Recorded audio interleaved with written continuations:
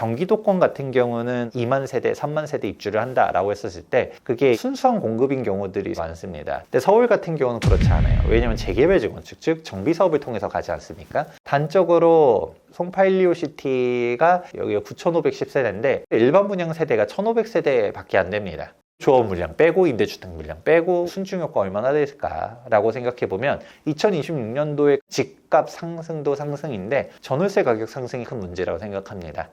네, 반갑습니다. 투미 부동산 컨설팅 김재경 수장입니다.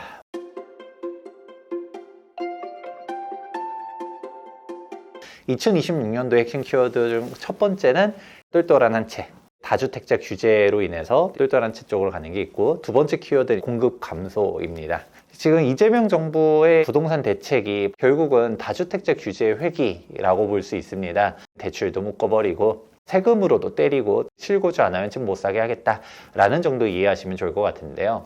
이에 따른 현상이 똘똘한 채로 가게 됩니다. 왜냐하면 여러분들도 상식적으로 생각해 보시면 좋을 것 같아요. 지금 현재 가장 소외감을 많이 느끼시는 분들 중 하나가 지방분들이 많이들 그렇습니다. 지방분들의 심리는 크게 두 가지입니다. 올라도 문제, 안 올라도 문제예요. 이게 무슨 말이냐? 사실 아예 안 오른 곳들은 상대적 박탈감들이 엄청나게 심합니다. 아니 지금 뭐 서울은 엄청나게 올랐다던데 대충 봐도 5억에서 10억씩 올랐고, 여기서도 강남권역 같은 경우는 정고점, 즉 21년도 기준으로 했었을 때 그냥 뭐 20억, 30억도 올라간 지역들도 존재한다라는데, 지방 같은 경우는 아직 정고점 회복도 못했어. 혹은 회복을 해도 내가 부산 해운대를 들고 있어. 정고점을 돌파했어. 그런데 정고점 돌아왔구나 하고 보니까 서울과의 격차는 더 벌어졌다라는 것이죠. 서울에 갈 생각이 없으면 상관없습니다. 상관없는데 나는 언젠가 서울에 갈 생각이 있어. 혹은 서울에 갈 생각이 없다 하더라도 자산이라도 옮겨놔야 되나? 라고 불안해 하시는 분들이 되게 많습니다. 그렇다 보니까 이번에 특히 토지거래 허가구역을 서울 전역을 지정하다 보니까 서울시에 아파트를 살려고 했었을 때는 실거주를 해야지만 살 수 있거든요. 그러니까 이제 서울을 못 사는구나 라고 단념을 하시는 분들도 있지만, 이 와중에서도 어떻게 살 수 있을까요? 나는 그래도 서울을 사고 싶습니다 하면서 물어보시는 분들이 정말 많죠. 즉 다주택자 규제를 하게 되면 똑같습니다. 똘똘한 채로 가는 거는 자명한 현실이고요. 내가 다주택자라고 하게 됐을 때는 양도세, 종부세, 취득세, 이 모든 사항에 대해서 강력한 규제들이 들어가기 때문에 결국 다 파는 겁니다. 내가 여러 채를 가지고 있다라고 하면 어떻게 될까요? 지방 먼저 팔지 않을까요? 지방을 먼저 정리하고 수도권을 정리하고, 서울에서도 여러 채라고 하면 서울 외곽을 정리하고, 서울이 하나는 빌라고 하나는 아파트야. 당연히 빌라 먼저 정리합니다. 또 최근에 얼죽신에 대한 트렌드가 점점 더 공고해지고 있거든요. 신축과 구축의 격차가 엄청 벌어지고 있습니다. 이게 지역에 따라 다르지만 서울 같은 경우는 신축이랑 구축이랑 격차가 10억 넘게 나는 곳들도 심심치 않게 등장하고 있습니다. 강남은 2, 30억도 차이가 나고 있고요. 마포구, 성동구 같은 데들도 10억 넘게 차이가 나고 있고, 근데 이 격차들이 계속 벌어지고 있어요. 똑같은 지역에 아파트가 두 채를 가지고 있다 하더라도 하나는 구축이, 하나는 신축이에요. 그럼 뭘 사수해야 할까요? 답이 나오는 겁니다. 그런 식으로 하면서 우리가 던져지는 쪽 같은 경우는 매물들이 누적될 것이고, 보유하려고 하는 곳들은 매물 품귀 현상이 나타날 것이고, 또 아이러니하게도 여러 채들을 다 정리한 사람들이 이거를 싹 정리하고 다 합쳐서 좋은 데로 가겠다라는 사람들이 나타나는 것이죠. 사실 집값이 워낙 뛰니까 어쩔 수 없다라고 말하시는 분들도 있긴 하지만, 결국은 다주택자 규제 회귀거든요. 또 지방선거 지나고 나면 보유세 카드도 분명 다시 꺼내야 될 겁니다.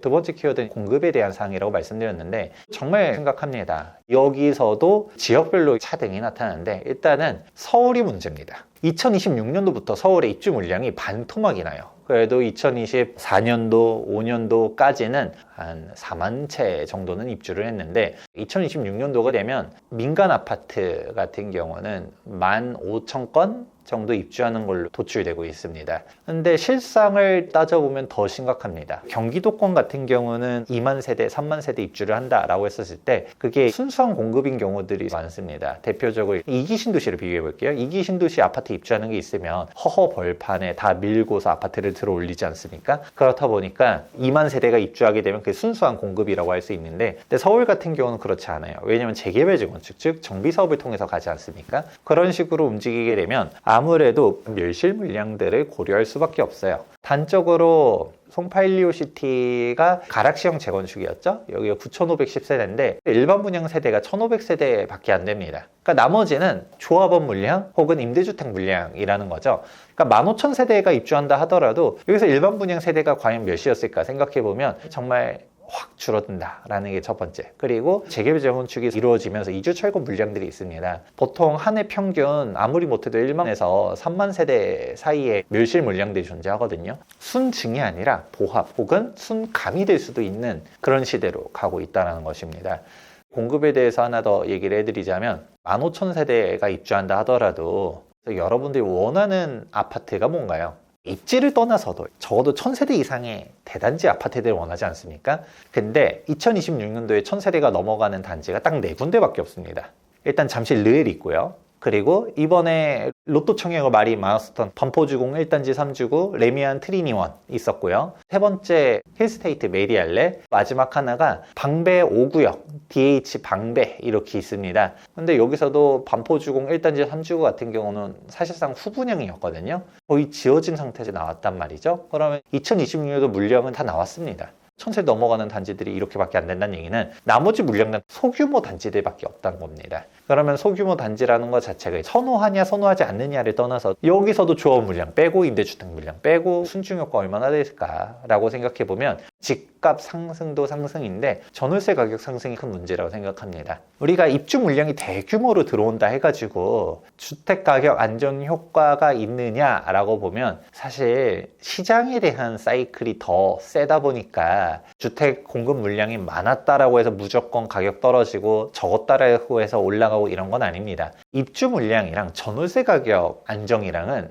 명확한 상관관계가 있습니다. 대규모 입주 물량들이 투하가 되게 되면 그 일대 전월세 시세는 안정이 되었었거든요. 근데 앞으로는 입주 물량 자체가 없어집니다. 그럼 어떻게 될까요? 전월세 시세가 올라갈 수밖에 없습니다. 그게 저는 더 큰 문제라고 봐요. 그러면 판단을 하셔야 되는 거죠. 적어도 무주택자라고 하게 되면 내가 내 집 마련 어떻게 해야 될까? 주거 안정을 위한 길은 무엇인가? 곰곰이 생각해 보실 필요가 있다는 말씀 드립니다.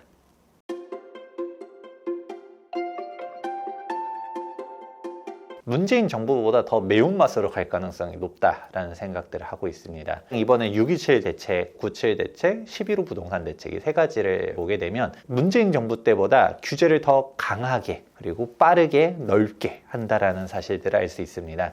예를 들어서 문재인 정부 때는 서울 25개구를 먼저 규제를 하고 나중에 경기권으로 넘어가고 지방에 올라가게 되면 광역시 먼저 규제하고 또 다른 중소도시 규제하고 이런 식으로 넘어가지 않았습니까?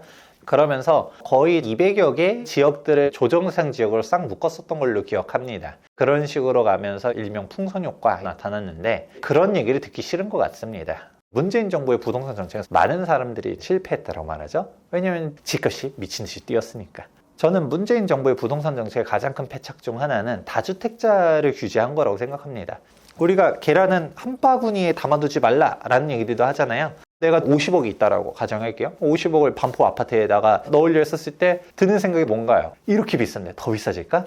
수익률적으로 생각했을 때 내가 지금 50억짜리 주택을 사면 얼마가 올라가야 수익률이 맞는 거야 라는 생각 하겠죠? 양도세도 만만치 않을 거고요. 그런 식으로 하다 보니까 시선을 다른 데로 돌리기 쉬운데 문제는 그거를 세금 규제가 다 막습니다. 예를 들어 양도소득세 예시를 들어보도록 하자면 우리가 세율이 낮게는 6%대부터 높게는 45%입니다. 여기에서 2주택자는 20%, 3주택자는 30%의 중과세율을 때립니다. 물론 조정대상 지역에 한해서만 하는 거예요. 근데 여기서도 디테일 들어가게 되면 내가 비조정대상 지역인 지방의 한 채를 가지고 있고 서울의 한 채를 가지고 있어요. 근데 조정대상 지역인 서울을 먼저 팔려고 하게 되면 20% 중과가 붙는 겁니다. 그러면 가치적으로 판단해서 지방을 먼저 팔고 서울로 가고가 아니라 세금 구조 자체도 지방을 먼저 팔아서 내가 조정대상 지역의 1주택을 만들어 버리는 게 유리하도록 설계가 되어 있습니다. 그렇게 되면서 똘똘한 채가 됐다라는 거죠. 지방은 1, 2억으로 살 수 있는 매물들도 되게 많아요. 지방은 전세를 끼고 아직 살 수 있기 때문에. 그러면 수익률적으로 보게 되면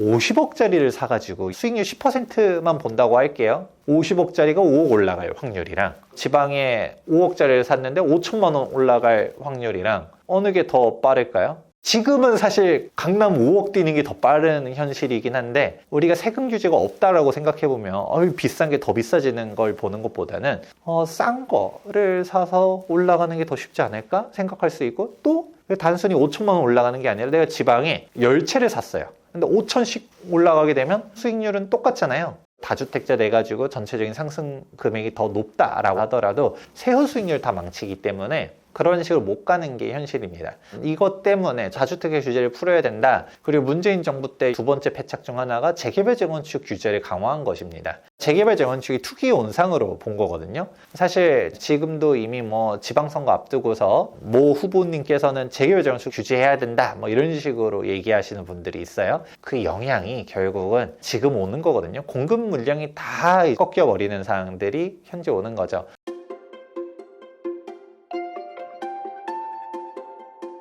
그러면 이제 이재명 정부 얘기로 돌아오게 되면 이재명 정부도 똑같이 가고 있습니다. 사실 지금 현재 집값 올라간 게 이재명 정부의 잘못이라고 말 수는 없습니다. 그 전에 있었던 스노우볼들이 누적되면서 현재의 집값을 만들어 오는 건데, 그러면 지금이라도 판단해야 되는 것들은 제대로 해야겠죠. 문재인 정부 규제 실패를 인정하고 다주택자 규제 폐지하겠다. 그리고 재개발 재건축 규제 완화하고 활성화시키겠다라는 쪽으로 가야 되지만, 근데 지금 그러지 않고 있다는 것이죠.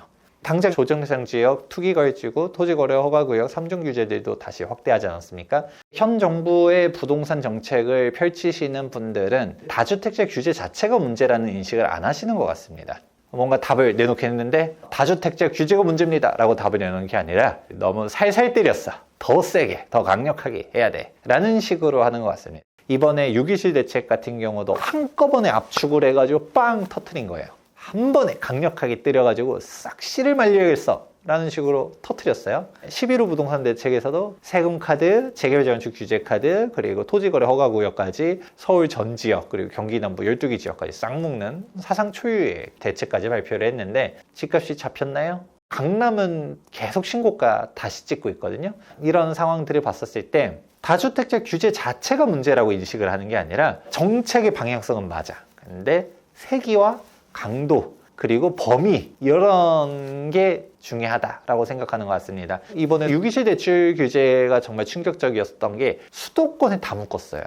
지금 서울 수도권 많이 올랐어요 라고 말하지만 평택이라든가 고양, 사주 이런 데들은 많이 힘들잖아요. 또 인천도 힘들고. 근데 규제를 똑같이 묶어버립니다. 그러면 어떻게 될까요? 곡소리 나오는 거죠. 당장 이번에 불만이 제일 많은 데가 똑같은 서울이 아닙니다. 서울에서도 일명 노도강 같은 경우는 21년도 전고점 대비해서 마이너스 2억 3억이거든요. 근데 똑같이 묶어버리니까 통계를 조작을 했니, 소송을 걸겠니 이러면서 주민들이 막 항의 시위하고 이러잖아요. 강남은 11호 부동산 대책에서 달라진 게 하나도 없어요. 이미 조정대상 지역이 있고 투기거래 지역이 있고 토지거래 허가구역이 있고 규제를 묶어놔서 안 오른 게 아니에요. 그러니까 앞으로 이재명 정부 5년 동안의 부동산 대책 어떻게 될지 정말 무섭습니다. 왜냐하면 문재인 정부 5년 동안에 누적됐었던 부동산 대책들을 한꺼번에 압축해서 빵빵 터트리고 있거든요. 문재인 정부 5년 동안에 누적됐었던 경험치들이 이재명 정부 이제 시작한 지 얼마 안 되는 6개월 사이에 거의 한 70% 카드는 다 나왔거든요. 그러면 더 센 거, 전무후무한 얘기들이 나오지 않을까요? 최근에 토지공 개념 얘기하신 분들도 있는데 극단적으로 땅 뺏어가겠다는 건가 라는 생각들도 할 정도로 이제는 남은 카드가 없잖아요. 그러면 뭔가 새로운 카드들을 꺼내야 되는 건데 뭐가 나올지 예측 불허하다라는 게 있고, 규제가 한 번 지정할 때 올라가는 데들만 규제하는 게 아니라 풍선 효과를 막기 위해서 주변도 같이 묶지 않을까라는 생각들도 해봐야 된다는 것이죠. 부산을 해운대가 지금 올라가요 라고 하지만 해운대는 뛰어도 부산 전반적으로는 쉽지 않거든요. 근데 부산 전체로 혹은 부산 주변에 있는 데들도 싹 패키지로 묶어서 규제할 수도 있지 않을까. 그런 식으로 해서 일단 풍선 효과 차단을 시키려고 하는 부분들도 워낙 크기 때문에 이재명 정부는 좀 더 문재인 정부보다 매운맛이 되지 않을까 이렇게 생각하고 있습니다.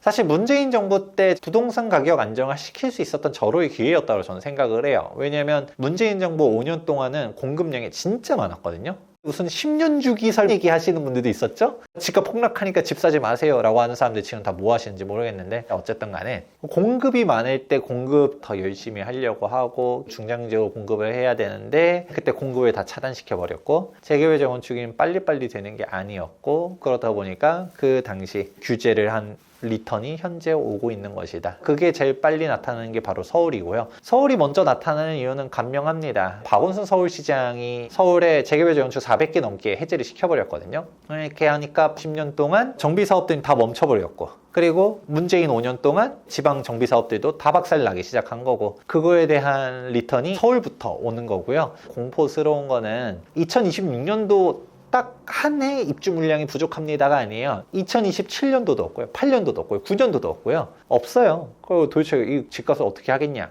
이재명 정부는 사실 전공법으로 공급 활성화하기 위해서 노력을 하고 어떤 대책들을 하고 이런 식으로 갔어야 되는데, 정책의 실패를 인정하지 않는 것 같아요. 지금 이 부동산 정책을 펼치는 사람들의 면면을 보면 문재인 정부 때 있었던 사람들이 그대로 있습니다. 그러니까 본인 사상이 잘못됐다고 생각하지 않는 것이죠.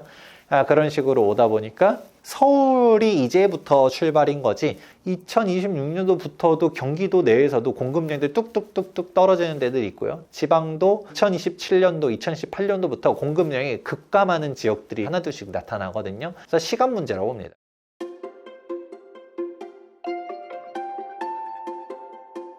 정확하게 알고 리스크를 어디까지 받아들일 수 있는지에 대한 인지를 하고서 들어가야 되는데, 부동산 사장님이 5년 뒤에 된대, 10년 뒤에 된대, 뭐 이 정도 얘기로 들어가요. 그러면 항상 사건 사고들이 터지기 마련입니다. 그래서 그냥 쉽게 얘기하면 싸고 좋은 건 없습니다.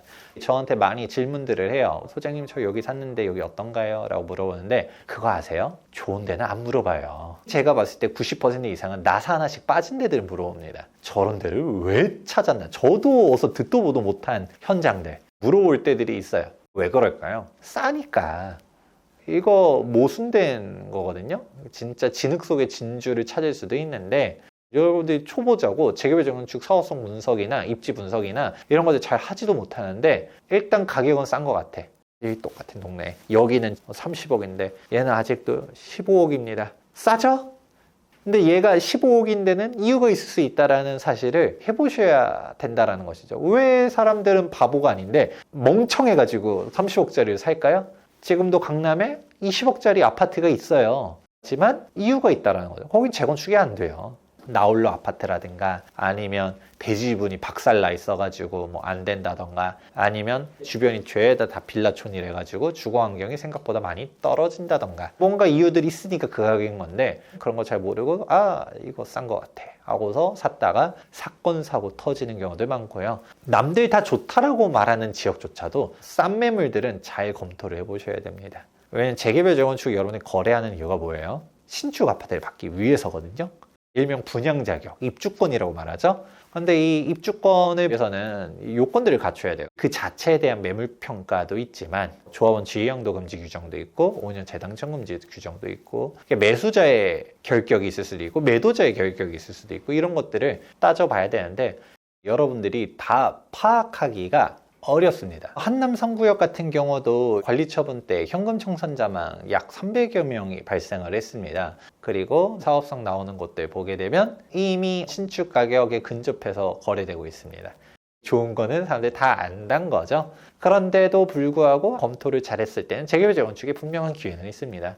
서울 전 지역이 토지 거래 허가구에 묶였다 보면 못 산다라고 하지만, 서울의 재개발 같은 경우는 대부분 다세대 다가구 단독주택이기 때문에 해당 물건들 같은 경우는 토지거래 허가를 안 받아도 됩니다. 그런 식이라서 나는 지금 지방에서 있는데 서울에 실거주를 못해요. 그래도 재개발 투자는 할 수가 있는 것이고, 근데 여기서 재개발 시장으로 사람들이 그럼 쏠리겠구나 라는 것들도 있겠지만, 다 뛰는 게 아니다. 리스크가 있고, 그런 것들 꼼꼼히 체크해 보시면서 하게 되면 분명히 여러분들 투자에서도 좋은 결과를 얻지 않을까라고 생각을 합니다.